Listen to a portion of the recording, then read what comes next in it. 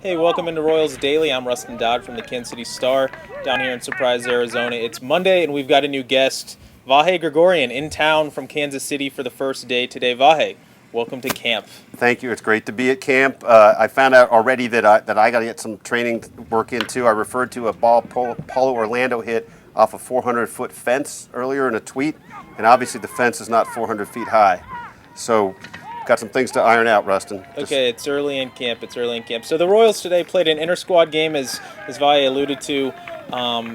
Most of the regulars didn't play. It was a lot of the young guys, a lot of young pitchers.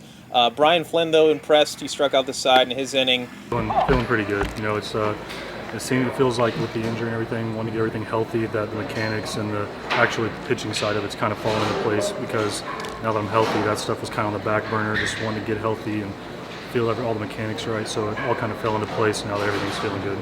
Paulo Orlando, as you mentioned, had a double and a triple. Feel good, you know, we start right now, so I'll get my body in shape. So it's a good start, you know, hit the triple and feel how my legs work. Are you more tired now than you might be later in the season? Oh yeah, you know, you're back, you know, you have a rest for like 1 month and a half, so I'm back in Brazil, and we start playing game today and hopefully be in shape in the next couple of days. Bubba Starling got some at-bats and had an RBI ground out, so some names you're familiar with, but mostly Ned Yost has said this, he's going to take it slow with the veterans these first couple of days in camp. The other big news of the day, Salvador Perez, who left early, got his workout in and then left, had a bit of an incident in Venezuela. His mother was victim of armed robbery, and Salvador sort of spoke out about the violence and other things in his home country of Venezuela. We didn't get a chance to talk to Sal, but it was sort of a heartfelt message to the people in his home country. Before we close it out here, what have been your general thoughts of this camp so far? You've been here for about 24 hours. Yeah, it's interesting to be here. It's a little different vibe, obviously coming off the World Series, but also literally a different clubhouse. They've reconstructed it. Yet you walk in and you're struck by how many of the people are the same.